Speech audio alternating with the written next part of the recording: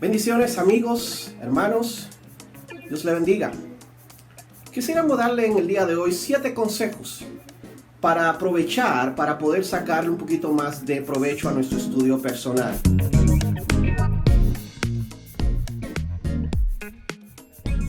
Son 7 consejos que podemos aplicarlo en el estudio de la palabra y que podamos exprimir un poquito más la Biblia y sacarle esta enseñanza que cada uno de los textos de la Biblia puede tener. El consejo número 1 que quisiera hablarles es el siguiente: usar varias versiones para una mejor comprensión del texto. Siempre tenemos, usualmente en nuestro país, usamos más la Reina Valera del 60. La Reina Valera que nos hemos aprendido todos los versículos en nuestra vida. Algunos comienzan a usar ahora la Biblia de las Américas, que son 2 versiones que sugerimos porque son versiones textuales, son un poquito más apegadas al texto. Pero lo que sugerimos que a veces al leer la Reina Valera o al leer la Biblia de las Américas, que son un poquito más centradas y más fiel al texto, hay algunas cosas que no le entendemos. Por eso es que el primer consejo que damos es que siempre tengan a mano una segunda versión. Una segunda versión, como le llamamos, dinámica, un poquito más contemporánea, moderna, que puede ser que a veces en mi Reina Valera del 60 me diga algo y no lo entiendo y la releo, y tal vez hay cosas culturales que me dan un enfoque y un matiz diferente. Entonces, ¿qué hago yo? Voy a mi segunda versión, un poquito más dinámica. ¿Qué es lo que hace la versión dinámica? Lo que hace la versión dinámica es que toma ese mismo texto y comienza a aplicarlo a mi lenguaje en el día de hoy. Es lo mismo, pero en otras palabras más sencillas, más modernas, más contemporáneas. ¿Qué hago yo entonces? Estoy estudiando mi Reina Valera del 60, encuentro algo que no entiendo muy bien, alguna palabra, la busco en mi versión un poquito más dinámica, entiendo el mensaje y vuelvo otra vez a mi Reina Valera del 60. ¿Por qué vuelvo a mi Reina Valera del 60? Que ese es mi caso. Porque es la que es más apegada al texto. Siempre la otra versión es una versión de consulta para poder entender algo que tal vez en un momento puede ser que no entienda. Así que el primer consejo que le damos es usar varias versiones para una mejor comprensión del texto. El segundo consejo es: al estudiar un texto, nunca te olvides de su contexto. Te lo leo otra vez. Al estudiar un texto, nunca te olvides de su contexto. ¿Qué queremos decir con esto? Cuando lees un texto, tienes que tener cuidado de no comenzar ya a interpretar la Biblia solamente por ese texto. Tienes que leer el versículo anterior, el versículo posterior. Incluso hasta a veces hay que leer el capítulo anterior, el capítulo posterior. Incluso, mucho mejor, leer el libro completo si es posible, para tener una idea general hasta la circunstancia por la cual el autor escribió ese libro. Todo esto nos da una idea muy, muy interesante, que a la hora de leer el texto y comenzar a aplicarlo, comenzar a observarlo, comenzar a interpretarlo, entonces tengo una idea mucho más específica. Es un error, es un grave error simplemente leer un pedazo de un texto y decir, esto es lo que dice, sin haber leído anteriormente algunos matices que me está dando otros contextos alrededor del versículo. Así que al estudiar un texto, nunca te olvides de su contexto. El consejo número 3 que quisiera darte es el siguiente: el significado más sencillo y obvio de cualquier pasaje es generalmente el correcto. El significado más sencillo y obvio de cualquier pasaje es generalmente el correcto. Hay algo que los teólogos le llamamos la claridad de las Escrituras. Es que cualquier cristiano iluminado por el Espíritu Santo puede entender la palabra. A veces hay personas que comienzan a hablar de códigos secretos, de mensajes ocultos. Dios quiere que todo el mundo venga al arrepentimiento y no has dejado su palabra para poder entender. No es una palabra confusa. Claro, hay cosas que hay que indagar, hay que profundizar, hay que hacer un estudio un poquito más profundo de lo que estamos leyendo. Pero a flor de piel podemos conseguir lo que básicamente la Biblia nos quiere decir a nosotros. Claro, hay teólogos, hay estudiosos de la palabra que comienzan a profundizar y nos dan una luz o ahondan un poquito más, pero siempre el mensaje es el mismo. Si queremos profundizar, perfecto, está bien.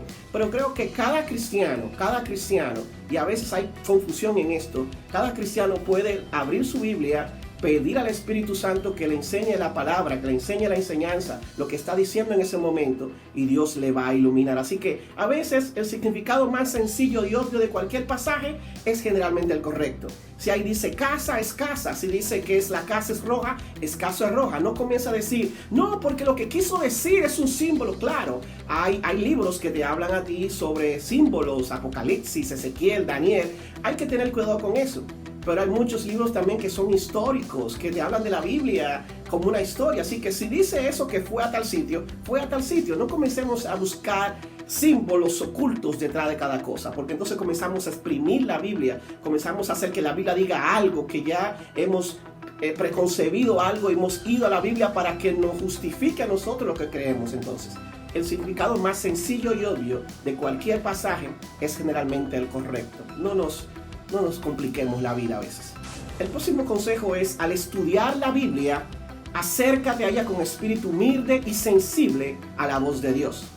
Al estudiar la Biblia, acércate a ella con espíritu humilde y sensible a la voz de Dios.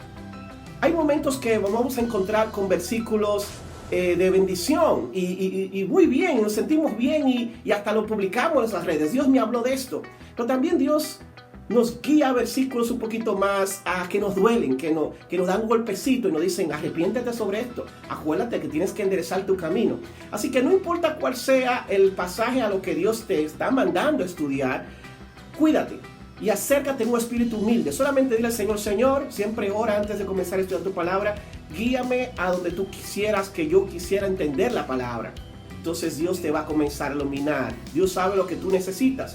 A veces te da palabra de consuelo, pero también te da palabra de arrepentimiento y que tienes que reflexionar sobre tu vida. Así que al estudiar la Biblia, acércate a ella con un espíritu humilde y sensible a la voz de Dios. El próximo consejo que quisiera darte es el siguiente. Asístete de un libro de algún tema de tu interés para mantenerte enfocado y motivado. Y yo siempre digo, existen las librerías cristianas, hermanos, sí existen. Todo el mundo habla de ella, muy pocos han visto una, pero existen las librerías. Si quieres estudiar un personaje de la Biblia, podemos tener nuestra versión, nuestra segunda versión. A veces tenemos como complicaciones para poder seguir avanzando. ¿Y qué hacemos? Compramos un libro que nos hable acerca de la vida de Pablo, de la vida de Abraham, de la vida de Pedro. Y este libro se nos convierte en nuestra guía. Es mucho más fácil estudiar un personaje usando un libro de texto. A veces queremos estudiar un tema específico, la Trinidad, el amor de Cristo, los tiempos finales. Entonces me acerco a un lugar, tomo un libro, lo compro, entonces uso ese libro como una guía. Podemos ser que tal vez queremos estudiar un libro X de la Biblia y queremos avanzar en ella, pero no sabemos cómo comenzar. El libro de texto nos ayuda mucho a mantenernos enfocados y motivados en esto, porque es la guía. Y a veces si no lo estudiamos con un libro, puede ser que en un momento digamos, no sé a dónde voy. La guía nos puede ayudar a seguir caminando motivado y enfocado en este estudio. El consejo número 6 es el siguiente. Únete a un grupo de estudio bíblico. Estudiar la Biblia con otros creyentes es muy beneficioso. Hay personas que no les gusta estudiar solo y necesitan motivación de otras personas para poder estudiar la Biblia. Eso lo entiendo totalmente. Ahora, cuidado, el estudio bíblico personal no debe ser sustituido por el estudio bíblico de mi iglesia. Tiene que haber un estudio personal, pero yo puedo aprender del estudio bíblico de mi iglesia, puedo aprender del estudio bíblico pequeño al cual estoy asociado con algún ministerio, pero esas técnicas las tengo que traer a mi estudio bíblico personal. No puedo sustituirla. Pero si quieres comenzar y no te sientes muy motivado, comienza a ver a cómo hacen otros estudios bíblicos, otros grupos. Y cuando hagas esto, entonces puedes usar esas herramientas para poder utilizarla en tu estudio bíblico personal. Así que únete a un grupo de estudio bíblico, aprende de ellos, lleva estas técnicas, digamos, herramientas a tu estudio bíblico personal. El último tips o consejo que quisiéramos darte es: procura siempre realizar tu estudio bíblico en un horario adecuado y en un lugar sin distracción. Procura siempre realizar tu estudio en un lugar adecuado y en un lugar sin distracción. Siempre saca un momento, no digas yo voy a estudiar la Biblia cuando tenga tiempo. No. Hoy es el día de estudiar la Biblia, a tal hora. Prográmate, saca ese tiempo. Y que ese tiempo también vaya acompañado de un lugar adecuado, donde no tenga distracción, donde estés solo, donde tú te conectes con el Espíritu Santo. Este tiempo y este lugar debe ser atesorado por ti, debe ser cuidado por ti, debe ser respetado por ti, para que el Señor entonces comience a hablarte. Sin distracción, orado tranquilo, el mejor lugar, el mejor día, hora del día que puedas sentirte más cómodo y que sea el que el Señor te hable a ti. Estos 7 consejos esperamos que sea de bendición para tu vida y como siempre puedas ser más amante de su palabra. Dios te bendiga. Nos vemos en la próxima.